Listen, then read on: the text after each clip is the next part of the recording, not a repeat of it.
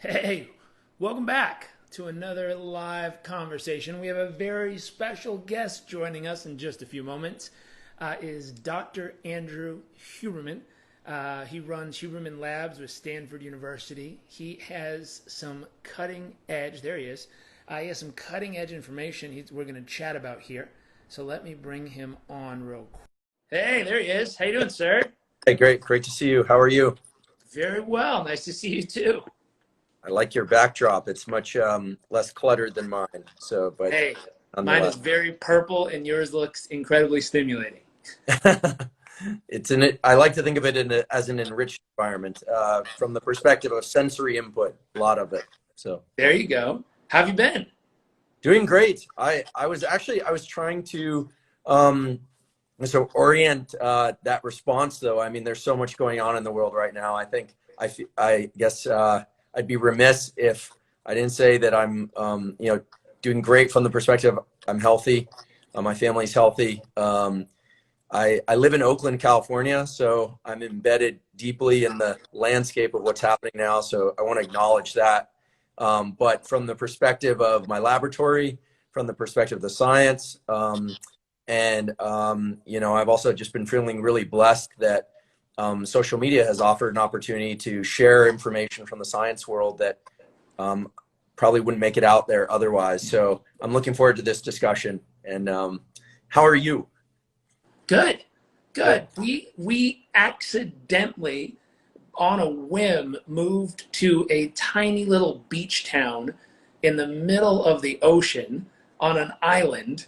And so, whether it was God looking after us or the universe guiding us or just plain luck and miracles, we landed in a quiet, I can't say quiet because we've got roosters that some a little wonky with the roosters. They're crowing at 4 a.m. and 2 a.m. and 1 a.m. It is dark. They're not supposed to crow, but something is on with them. Besides that, the cows are wonderful. The goats are great. And we landed in a very quiet place during such a chaotic time around the world. I think something that's interesting about that is part of it, the intent was really on purpose because of my wife. She's pregnant. She's about to have a baby. Yesterday we entered the he could come at any time moment of pregnancy. So we came here on purpose, intentionally in our minds, to have a calm, relaxing, beautiful place where she could have pregnancy and birth happen. I think we were guided and it was a little bit of a blessing from the universe on the timing of how we landed here with all this chaos going on in the world. And it was one of those moments where I look at it and go, wow, geez, I mean, no one would have seen all this chaos coming. No one would have expected so much to happen from the COVID-19 stuff to now, clearly a murder happening that's sparking a needed uprising and conversation of something that needs to happen and some change that needs to be made. And I'm excited too about this conversation because this conversation, I believe, will be touching on tools that people can use right now to effectively move themselves through the chaos going on in the world. I really, truly believe that. I believe the stuff you're studying in your lab, in the brain and the mind and the body, has the ability for someone to apply and get a in-the-moment physiological response and change for the better of themselves, for the better of their family, for the better of their community. Because as we step up and evolve into a better version of ourselves, we're able to more clearly navigate chaos. We're able to more intelligently decipher information and facts. We're able to more lovingly communicate with people around us. And I think the tools you study and talk about are crucial in moments like this. Well, thanks. I'm excited to share them with your audience. I really appreciate the opportunity to be here. Maybe at the end we can reminisce a little bit about this if there's time, but I just want to point out, I believe the first time we met was in an event in San Francisco, right? Yeah. y'all decided to throw me in a bucket of ice. That's right. I had invited Wim Hof and family here. This was many years ago now, to do a group session. Wim was a lot less well known then, but I think it's appropriate that that's how we first met. You know, today we'll definitely talk about some tools that center around breathing. Wim, of course, most famous for his work of using what's called a kind of TUMO-like breathwork protocol, as well as some cold exposure. Yeah, my lab has been really obsessed with this question of what sets our states of mind and body. And the reason is the following. You touched on a few of these in just a moment ago, but you know, we all want to wake up in the morning feeling rested and alert and able to tackle whatever challenges that lie ahead of us. Sometimes that requires being soft and listening, and sometimes it requires being hard driving. We want to be able to fall asleep easily at night. We want to be able to focus when we need to focus, and frankly, we want to be able to defocus when we need to defocus. We can talk a little bit about that. And so really, states of mind and body drive so much of what we call successful performance in life, or even just success in life. And I'm talking about success broadly defined at every level, you know, sure, financial, occupational, but also relational, emotional, etc. So, you know, a few years ago, meaning a decade or more ago, sat back and said, okay, like what really defines these states of mind and body? And it's really this, what I call the contract. It's like a contract between your mind and body to align along a common purpose in the moment, and to meet the demands of listening, or to meet the demands of being empathic, or meet the demands of being aggressively in pursuit of whatever goal you happen to be aggressively in pursuit of. And that could be teaching your children a language. I mean, so again, broadly defined. And so we asked, what are the major ways that we can impact states of mind and body? And now we all know that we can do this indirectly. We can drink caffeine, which I happen to be doing now. I'm drinking mate, yerba mate. We can, you know, we can exercise, we can meditate, we can do all sorts of different things. But to be honest, and I do all those things, and I'm a big fan of all those practices, but they're rather indirect on the one system that impacts our states of mind and body, and that's the nervous system. And so the nervous system includes the brain, the spinal cord, the connections between brain and spinal cord with the body, and then the connections between the body and the brain. So I don't distinguish between mind and body. When we're talking about states, they are the same thing. However, there's a contract. And the contract is the mind can't be in one place and the body in another place if your goal is to align your state toward a particular action or state of mind. They have to be in congruence. And so if we want to be really deliberate and quick and really efficient in setting our states of mind and body, we have to obey that contract. So the tools we'll talk about are the tools that science has revealed to us obey that contract of mind-body communication. Yep. Absolutely. Absolutely. And it's amazing.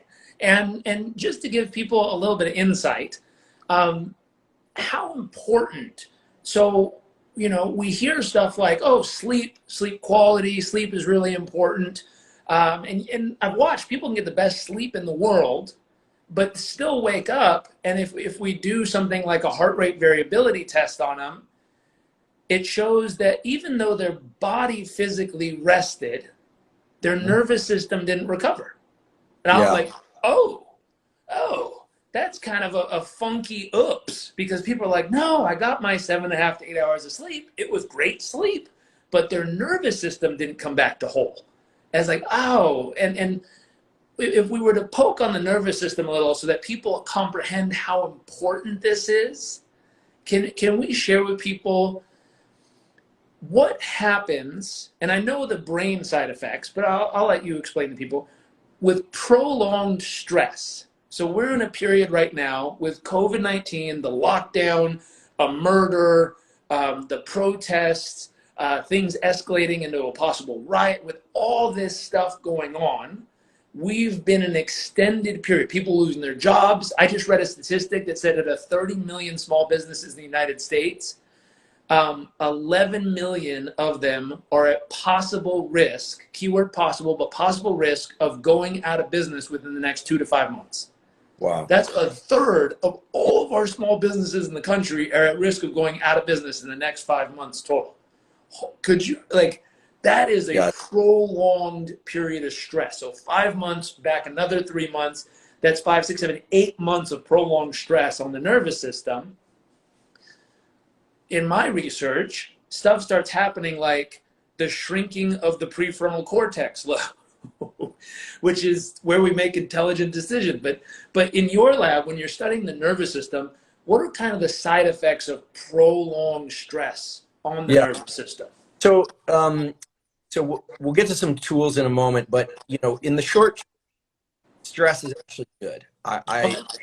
The nervous system actually, when it gets stressed, when we perceive a threat, it actually signals to the immune system to start cranking out more of the cells that protect us. And that makes perfect sense. If you just think about that from an evolutionary standpoint, when we're under stress, whether or not it's famine or psychological stress, our nervous system gets mobilized. And we've experienced this. If you ever worked really, really, really hard on something or taking care of somebody that needed to take care of, and then you finally rested, that's when you got sick. Because you actually went to the rest mode and your immune system stopped getting those signals like deploy, deploy, deploy. So the problem is when it goes on. Oh, Sorry, wow. mosquito. Impressive. I don't have the quickness. They just grab him. I had to smack him. I think And there's I did miss. So he's coming back for more in a second. Sorry. with Barack Obama where he catches a fly or something that earned him great respect. Respect, Jarek. So we were talking about stress, and in the short term, stress is good. I think I say this, and I hope it will relieve people of the concern. We've all heard so much about how if we have a spike in stress that can hurt us, and as you mentioned, some of the brain changes and immune system change. But in the short term, stress is really good. Think about it a little bit like heart rate variability. You want high heart rate variability. Sometimes you want your heart rate up, sometimes you want it low. You don't want it chronically high or low for that matter. So stress was designed to be kind of cyclic like this in our lives. Humans are well equipped. The nervous system is well equipped to deal with what we're dealing with right now, even though I think of it now as kind of like a two-hit model because we're under multiple, or maybe three with the economic stress, and we have these major cultural issues now and that go right down to the legal level and safety level, COVID, et cetera. And so really what we need to think about is the chronic stress. Now, I'm a big believer that everybody should have two kinds of tools for stress at a minimum. First of all, we need real-time tools for stress. Okay, so one of the things that my lab has just been obsessed with, and I'm happy to share some tools today, is the development of tools that allow us to calm our nervous system quickly, to adjust our state, because sometimes it's not efficient or right to be too stressed. You need to be clear thinking, and stress can impede clear thinking. It can really start to erode at our relational aspects of our lives, et cetera. So real-time tools. Meditation is a terrible real-time tool because if you and I are in the mix, I can't run off and meditate. Right, exactly. It's in fact, it's disengagement at that level isn't right. So we need real-time tools, and we need ones that are fast and that are going to really work for us in the moment. And I'll offer one of those in a second. The other thing we need is offline tools that lower our threshold for when we hit stress. So this is like raising our VO2, the equivalent or analogy to raising our VO2 max, kind of higher ceiling on what causes us to flare up. And so we need those tools at a minimum. So the real-time tool that I've been a big proponent of is something that is built off the neuroscience of breathing. So throughout sleep, and periodically throughout the day, without you realizing it, Jarek, you and everybody else, we all do what's called a proper sigh. We inhale, and then we inhale again, and then we exhale long. So it's inhale again, and then sigh. Exactly. And we do that subconsciously. And the reason that gets triggered is that you actually have a set of neurons in the back of your brain, in the brainstem, that are responsible for sighing. And what they do is they evaluate the balance of oxygen and carbon dioxide in your bloodstream and lungs. And when that balance is off, they force one of these sighs. But you don't need to wait for that to happen. That only happens pretty far into the stress game. So what I recommend is if people want to calm down quickly and in the moment, breathe in through the nose, then again, and then slowly out through the mouth. And just repeating that 1 or 2 or sometimes 3 times will bring someone quickly down to more relaxed state. Now, what's really important to understand is that the heart rate is always going to take about 40 seconds or so to calm down. A lot of people, they'll do this double sigh or they'll do some other technique to try and calm themselves, and their heart rate is still pounding, and they're like, oh my God, I'm not calming down. I'm not calming down. The heart and the neural circuits, the neurons that control the heart, are a little slower than the ones that control the lungs. They're a little slower than the ones that control the other aspects of our physiology. So the double, what I call a proper sigh, a double inhale followed by a long exhale. If people have a hard time breathing through their nose, I always say, well, breathe through your nose more often, because it's probably because your sinuses are constricted because you don't breathe through your nose a lot. However, it's okay if you need to do it through the mouth. One other thing about the nose that I've never said publicly, because it's brand new research, not from my lab, but from another lab that's really cool, is that a lot of people have heard of the gut microbiome, how important it is to maintain a healthy gut for the mind-body stuff like mood, and even in kids, there's some developmental disorders that are assisted by having a healthy gut, believe it or not. Immunity, all these things. Turns out there's a new paper in a great journal, Cell Press Journal, showing that we actually have a microbiome in our nose. There's a nasal biome. Wow. And the particular bacteria, good bacteria that lives there, called lactobacillus. And when we nose breathe a lot, lactobacillus proliferates and keeps the nasal passages healthy and improves immunity. So there are a lot of reasons when you're just going about your day, if you're just moving about and you're not talking or eating or exercising hard, to breathe through your nose. And then if you feel stressed, to do this double inhale, long exhale. That's a real-time tool you can use in the moment. Okay. Very cool. Very cool. I love that. There was a couple questions. Someone said, can we go through it one more time? They just wanted to catch it. So I'll rehash. It's 2 inhales. So like a slow inhale, another inhale, and then kind of a sigh or ha. Yeah. So, and the sigh can be long and through the mouth. So the way to think about it is you breathe in through the nose, then you're kind of like topping it off with a little more inhale of oxygen, and then you're exhaling long through the mouth. The way to maybe embed this in people's memory is you have these little, your lungs are 2 big bags, but they have millions of little sacs all over those 2 big bags, and they fill with oxygen. So when you inhale, they're filling with oxygen. And when you inhale that second time, that even if you're just the tiniest bit of extra air, they fill completely. And what that does is it pulls carbon dioxide, which is gas that you need to expel, out of the bloodstream into the lungs, so that when you exhale, you dump a bunch of carbon dioxide. This is important because the stress response is largely because of excess carbon dioxide in your system. Wow. So we don't actually breathe to bring in oxygen. The brain senses carbon dioxide, and when it goes too high, it encourages you to inhale. And as a consequence, you bring in oxygen. So it's a double inhale, long exhale. Ideally that both inhales through the nose and the exhale through the mouth. And that, to my knowledge, is the fastest way to calm the mind and body. One thing I really want to emphasize is that what we're going to be talking today are tools where you use the body to control the mind. It is very hard to control the mind with the mind. Now, so, we have this kind of Jedi-like idea that we can just sit there and say, I'm going to focus now, or I'm going to calm down now. But it's very hard to control the mind with the mind. Remember, we have to obey the mind-body contract. And so we start with the body. It makes it actionable. It makes it, it's like a lever you can just reach to, or a button you can press. You can just do these things. Whereas telling yourself to calm down rarely works unless you're very, very skilled at it. Amazingly skilled. I would say it's like a little triangle. If you imagine, it has the mind, the body, and the emotions. And most of us, when we try to like calm down, we think of, at least in the world, I'm in personal development space, so a lot of the people, we go straight to the mind. And it's like, if you're triggered, if something happens that emotionally just hooks you, and you walk around hooked and emotionally charged, your heart rate's up, your blood pressure's going, like you are triggered in your nervous system, no matter how many times you go, I'm happy, I love myself, and my goodness, I'm a good person. Like, it's not going to calm you down. Right.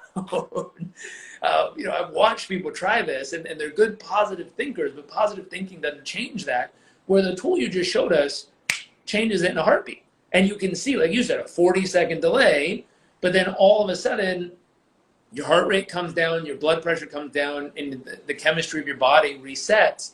And it's like, wow, that is an actionable change. This tool, just to give reference for people listening, I was at my little cousin's wedding. I had my aunt there who, as the mother of the bride, that's a stressful moment in life for most moms of brides. So she's running around, she's trying to make sure everyone's happy, she's trying to make sure her daughter's having the perfect day and everything's happening and rearranging tables and relatives not wanting to talk to each other, all that chaos. And she came to me and her little hand was shaking a little. And I said, come here, try this for a sec. And I held her hand. I said, I want you to breathe in with me. And all of you watching, you can do exactly what Dr. Huberman just talked about. We just went in through the nose. And I did it with her 3 times. And I don't know if you've ever seen tension. Doctor, you have. But for you guys watching, I don't know if you've ever seen when someone holds tension in their face. Like you can see the fact that they're like stressed or tense in the moment.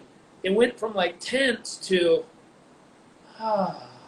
Yeah. literally after just three of these breaths that we just talked about. Literally, it just dropped out of her nervous system. And she was like, oh, thank you. Well, okay, it's I'm going to go handle this now.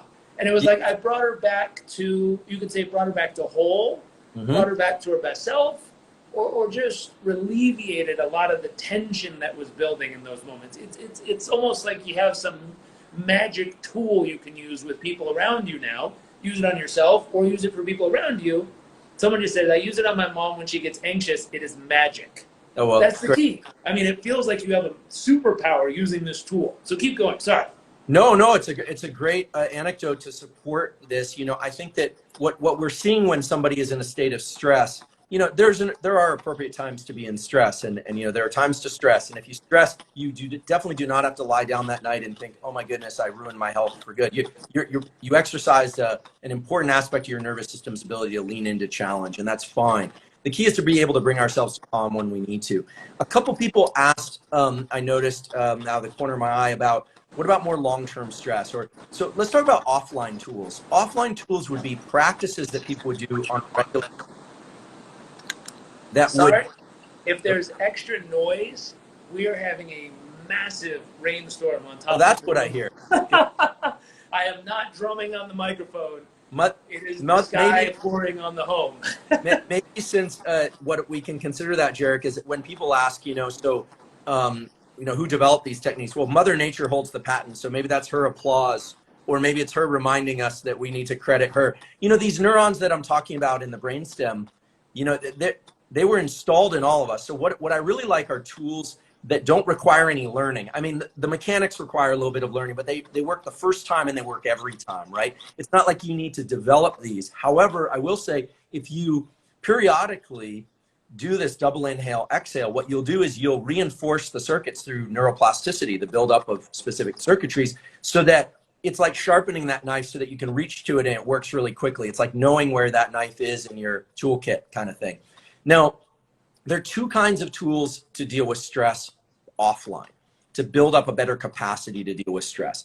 One, and this is something that I don't know has ever really been discussed, but there's this fundamental question in the stress and self-help and psychology literature, which is, are we supposed to learn to calm ourselves, or are we supposed to raise the ceiling on what we consider stress? And it turns out those are 2 different approaches. So things like mindfulness meditation, loving kindness meditation, yoga nidra. I'm a huge fan of yoga nidra, and I will pass you a link to the script that I like to use the most. I have no relation to them, but it's actually yoga nidra. You actually just lie down and you do some long exhales and you do kind of a body scan. Yep.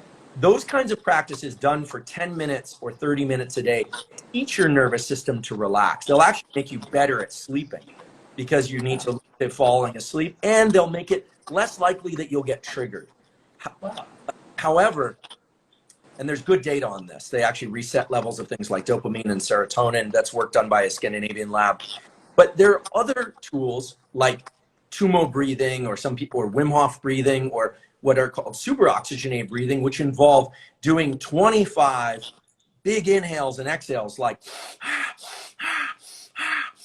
and then stopping, sometimes doing some brief breath holds, and trying to stay calm. Now, what's going on there? Why would that help with stress? Well, it's when you do that rapid breathing, you're actually getting a release of adrenaline, and you're actually self-inducing a little bit of the stress response. But as my colleague in psychiatry, David Spiegel, says, he's a kind of world-class clinical hypnotist. What he says is, it's not just about the state you're in, it's about how you got there and whether or not you had anything to do with it.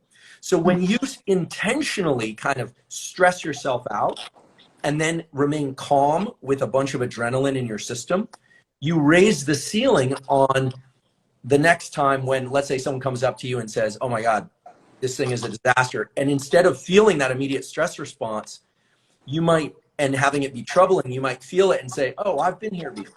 You know, this is like driving on a gravel road. I've done that before. You know, when you're a kid and you're learning how to drive and you are on smooth concrete, it's one thing, but the first time you're on a bumpy road, it's like, oh my goodness. But you do that 3 or 4 times. The next time you know to just kind of, you know, work with it.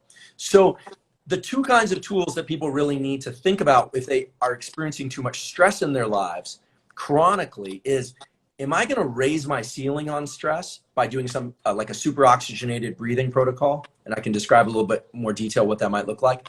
Or am I going to have a deliberate stress reduction practice that I do even when I'm not stressed? So I'll just say this. I wake up in the morning. I would love to say I feel great. I rarely feel good in the morning. My mind is rarely in the right place. My body, I feel like, and my first practice of the day is I lie down and I do a 10-minute yoga nidra practice, deep relaxation practice. It involves an intention. I focus my mind, and I swear I come out of that feeling like, I'm not making this up, like I slept 10 hours and my state of mind, my positivity has shifted. There are good data to support yoga nidra as a practice to restore neurochemicals in the brain. So I highly recommend it. It's cost-free, it's quick, and it's a great practice to do first thing in the morning or before you go to sleep at night if you have trouble falling asleep. But I also do, about 5 days a week, I do a super oxygenated breathing protocol. Now, advanced warning, super oxygenation breathing should never be done near water or while driving. You know, because it can make you feel a little agitated. Some people call this tumo breathing, but it's really super oxygenated breathing. So it involves breathing in deep and then exhaling slightly shorter, then breathing in deep and repeating that about 25 times. By the 25th one, you're going to be tingly, and frankly, a lot of people aren't going to feel great. They're going to feel like, this stresses me out. So then you do a long exhale, and then you just sit there for about 15 seconds or 30 seconds until you feel the impulse to breathe. Don't force it. And you repeat that a couple times. Now, what people realize when they start to do this is the first round is difficult. It doesn't feel good. The second round, you're like, wait, I'm really alert, but I'm calm. And by the third round, people report feeling pretty darn good. And then what they also report, and we're running a study on this right now, so I can't, I want to be clear, these aren't published data yet, just to make it, put a clear box around that. You know, as a scientist, I need to see what's published and what's not. But the preliminary evidence that's out there in the literature now, and the work that we've been doing with various groups, indicate that it increases the threshold for stress, so that the next time something really troubling comes in on the news or in my mind, I'm able to stay calm in that storm. And so this is fundamentally different than calming oneself. This is intentionally kind of stressing oneself out, but you're doing it to yourself. And so you have some degree of control on the steering wheel. It changes your relationship to stress. And yes, it is like Wim Hof method. Wim Hof method is slightly different, I want to emphasize, and much respect to Wim and for all his wonderful work. Wim Hof method involves breath holds and cold exposure. I'm not talking about those here deliberately. Wim Hof breathing is based on an ancient form of breathing called Tummo breathing, T-U-M-M-O, if people want to read further. It has very different kinds of thing. What we're talking about here is called super oxygenation. Yeah. Yeah. That's huge. And what's interesting is a lot of the organizations I've seen recently that are working with breath work in many different formats, there's little intricacies each one is using to cause a different kind of result. You know, Wim is looking to build more mental emotional resilience in that way. The XPT guys, I don't know if you're familiar with them, Gabby Reese and Laird Hamilton, those guys, they're looking for increased performance physically and mentally in what they're doing, and recovery, but mostly increased performance. Here, we're talking about raising the stress ceiling so that we can experience more without caving or falling to it. And so each of these techniques, just for people watching, because I'm seeing some of the comments of this is like that or this is like that. Yeah, they're all similar, but each one notice performance, stress regulation, and raising the ceiling, mental, emotional resilience. Like each of these, and with that, each of these pieces is releasing a slight, and you have to correct me if I'm wrong here, my understanding is they're releasing a slightly different chemical reaction in the body. Absolutely. Like each one has a different set of things. When I came across this, why this became so interesting to me is I had clients who I could see what was going on and they were struggling, and I would ask them to do stuff like go volunteer, do a random act of kindness, exercise for 30 minutes each day, do 10 minutes of meditation a day. And they're like, dude, I get it. You're into like positive thinking, self-help stuff. And I said, this is going to sound really weird coming from me. I don't care if it sounds good or not, like a good person thing. I'm trying to adjust the chemistry set of your body right now. Right. And my hallucination is by using this breath pattern, you are giving people, or they're giving themselves the ability to adjust the chemistry set of their body and recalibrate how their body responds to certain things. That to me is one of the coolest things in the world. I first heard about that when I was a little kid listening to an interview with Deepak Chopra, and he was talking about how our body is the greatest chemistry set on earth, and our ability to begin to learn and understand or even comprehend that we can use our mind, specifically here, our breath and our emotions to create the chemical reactions within, to me was like, yeah, at 15 years old. I was like, you could do that? How? And you're just showing people right now, like, this is how to do that.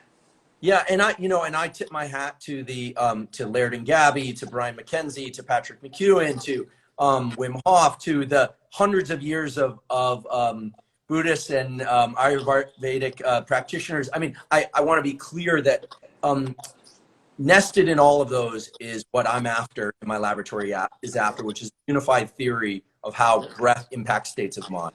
Yep. And that can only really be addressed by understanding what the neurochemicals are and the ratios of carbon dioxide and oxygen. Meanwhile, people want tools, so we're handing off tools. But, and I'm familiar with people saying, wait, but that's like this and that's like this. But you're right, they each have a different neurochemical signature. It's actually a great opportunity to raise an important point that is rarely discussed in the topic of practical applications of neuroscience, which is that the brain has neurons and they're talking to each other all the time through neurotransmitters. Yep. But there are these chemicals called neuromodulators, things like dopamine, acetylcholine, serotonin, oxytocin. Those are not neurotransmitters. They are neuromodulators. And the way to think about neuromodulators is that they broadly group different brain areas together in small groups of like 5 or 6 and so-called brain circuits and say, okay, let's make the circuit for focus act. Let's make the circuit for relaxation act. We've been so focused as a culture on the individual brain areas that we forget that the brain operates through multiple areas in concert. And these neuromodulators are like chords on the piano, whereas the conversation between neurons is like the keys, And so what I'm talking about are like, what are the motifs or the chords that build up the songs that we call stress, or that build up the songs that we call relaxation. So along those lines, there's a good study published from a group out of University of Denmark showing that this daily 10-minute, what I call deliberate decompression, or deliberate disengagement, just lying down and unfocusing the mind. So this isn't third eye meditation. This is unfocusing the mind by doing a kind of body scan, maybe a little bit of attention to long exhales. The script walks you through this. We'll pass along the script to your audience. That it restores levels of dopamine in the forebrain and in the basal ganglia, which are areas of the brain involved in action. So when you're feeling depleted, like you're just exhausted, or you've been grinding, like you're not efficient anymore, kind of coming apart, this 10-minute protocol has been shown to restore the neurochemicals that allow the circuits of the brain that are involved in action to replenish themselves. And so I am a big believer in deliberate disengagement for just a few minutes a day. And again, it has the additional effect of improving the transition to sleep and the depth of sleep later that night. I love that. I love that. And I'm a huge, I think the neurofeedback in these pieces, I've been working with a friend of mine who is a biofeedback and neurofeedback person in New York City. And she introduced me to a really simple daily practice. And there's two components. I've been doing one component of it where she set me up. I think it's a 4-second in, 8-second out pattern of breathing for 20 minutes in the morning and 20 minutes at night. And she didn't have me disconnect. She had me focus on, it's one of those apps where it's like the flower gets bigger and the flower gets smaller. She's like, stare at the flower. So she told me to stare at the flower and do the breathing. And what happened was the goal we were working towards was to reset my baseline of calm, at least the way I understood it, so that as I take on a new task, something that would normally cause my heart rate to spike and then stay spiked might cause it to come up a little, but then literally just come right back down and not even get stuck up there. And her work, she had a lot of work with people like golfers, where they go swing the club and hit the ball, they hack it, and their heart rate elevates and then stays elevated, and that screws their motor neurons and everything out, their decision making for the rest of the course. Versus if they come up, miss, and drop right back down to normal, now they have the ability to perform better. So it's just a really interesting piece that she was walking me through. Since we're about to have a baby, I figured it's probably a good time to reset my nervous system to calm. My wife and I were talking about this morning because I've slightly become more aggressive in the last probably 7 days. And we asked the question, why might that happen as a father who's about to have his first child? And I was like, it's probably a solid dose of testosterone flowing through my blood to protect the family. And she's become even more sensitive. And I was like, oh, you've probably got a solid dose of excess oxytocin flowing in your blood to take care of the new one. And I was like, no wonder. It's well documented that the largest changes in the hippocampus of humans and animals occurs during late pregnancy and lactation. You know, in a previous career phase of mine, I was a developmental neurobiologist. So we should have an offline discussion sometimes about all the things you can expect. You know, so we talk about neurotransmitters, you know, they're for fast things, right? Neuromodulators are a little slower. Hormones are designed to shift our neural circuits. That's what they're there for on the time scale of hours or days to weeks or even years. So absolutely. Also remember, stress was designed to mobilize us. The reason agitation is terrible when you're trying to sit still or be calm is because it was designed to move you. And when you try and suppress that, it can be a bit of a battle. It's an internal battle. But yeah, I think that you guys, aside from puberty, pregnancy, late stage pregnancy, and being the partner of someone who's about to give birth is the most rapid shift in your physiology that you'll ever experience in your lifetime. So yeah, but that's the piece I'm excited about for everyone watching. If this is a conversation that you're new to, you're like, first time you're hearing this stuff, we're excited you're here. If this is a conversation that you've regularly been a part of, or you consider yourself like expert level, meaning you love this topic, Dr. Andrew is going to be someone that you're going to want to pay attention to online. He's doing cutting edge research on this type of information in his lab right now. He's one of the people I look to learn this information from. I saw someone earlier say, hey, you did that with us at a big event. Here is where I learn from. So I'm inviting you guys who are watching to also learn here and learn these tools, but also to start entering into the conversation. And the conversation here of really truly understanding your breath is an access point to the chemistry set of your body. using these tools. We have the in the moment tools that we talked about, and everyone who's watching, you can try this right now. Let's take them through it. I'm going to see if I remember. It's in through the nose, and we're going to breathe in. Mm-hmm. Then again, a little bit more, like a double. Yep. And then a let go, slow sigh. That's right. That's the fastest way I know. And a lot of people get obsessed with like, oh, you need to belly breathe, not move your ribs. Actually, sorry, folks.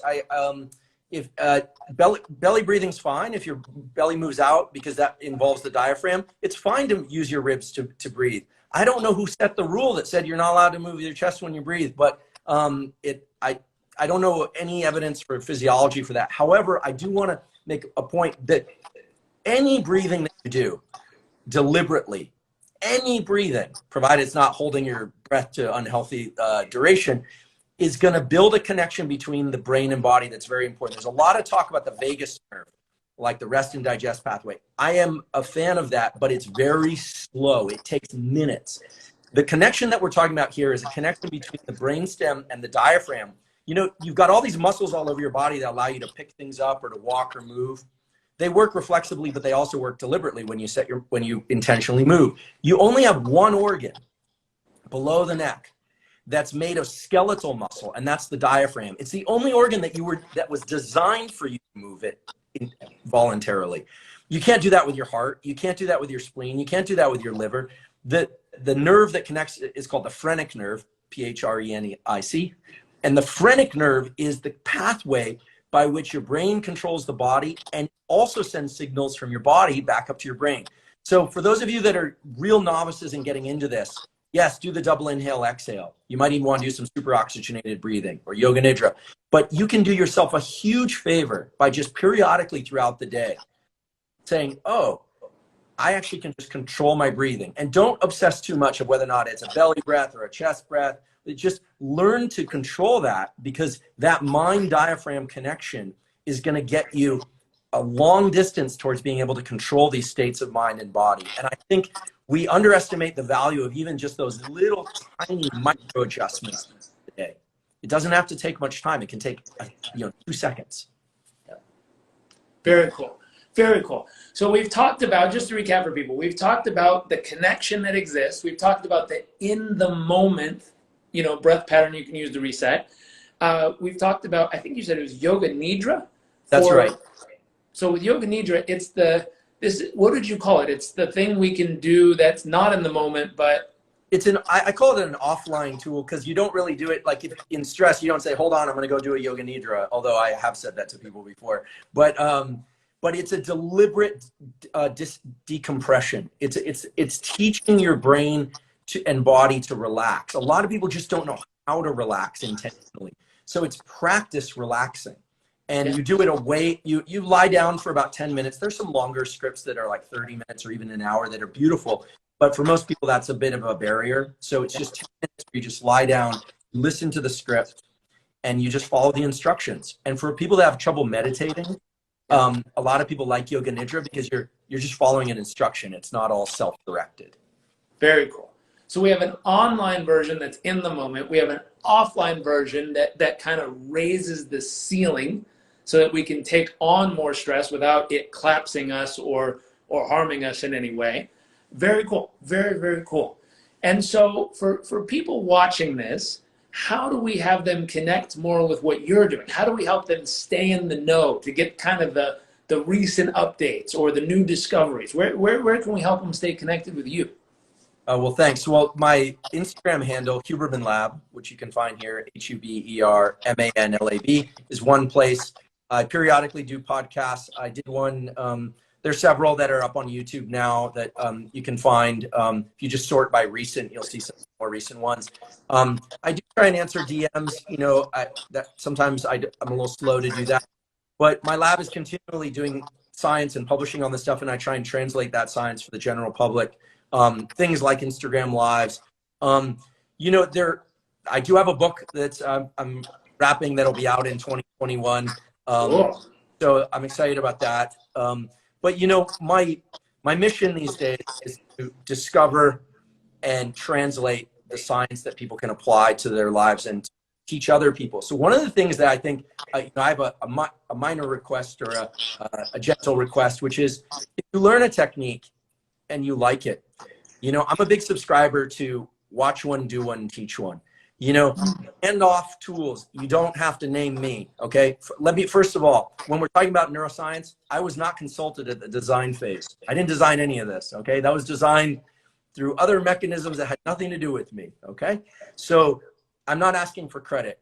I do want people to pass along these tools because I think there's this need for tools that are cost-free, that are fast, that are grounded in physiology and neuroscience. So that's actually, my gentle request. Teach others, and because they have the physiology. Even someone in a wheelchair, right? Actually, there's a movement now toward people who are paraplegic or even quadriplegic, using, if they can, emphasizing phrenic control of the diaphragm as a way to deliver oxygen and blood flow to more of the body. So as many people as you can teach, please teach each other and share tools. That's my encouragement. Very cool. Very cool. I love it. We have a very similar philosophy. Mine's learn it, live it, give it. Learn it, live it, apply it in your own life, and then pay it forward. Just hand it to someone else and show them what to do. I think that exact philosophy you have, without knowing that about each other, it's kind of cool that we have a very similar thought process there. But thank you. Thank you for coming and hanging out with us here. People are asking where they can get the script. If you send it to me, for everyone asking, we're going to take this recording, we're going to throw it over on YouTube, and we're going to have it held in YouTube. We're going to have it republished here on Instagram, and then we're going to have it, so YouTube will probably be the place that'll have the links to those scripts, and we'll put it in our blog as well. So thank you. Thank you for hanging out with us. Thank you for sharing with us. When your book comes out, we'd love to have you back for a conversation to keep telling people what's in it. And if any new discoveries come out, I think we'd love to be a place where you can share those. And it seems like people love it, just to hear new discoveries or updates or information that are applicable that they can put to use. So thank you, thank you, thank you. Oh, well, and thank you for having me on. It's been too long since I've seen you and Amanda. I look forward to meeting the new addition to your family. I'll be thinking about you guys, and you too. And I'm delighted to have this opportunity to connect your audience, and I look forward to more communications in the future. It would be wonderful. Same. Well, see you later. Thank you, sir. Thank you for everyone tuning in. Please, what you've learned here, please share this and please pay it forward. Please use it every day. Now is the time.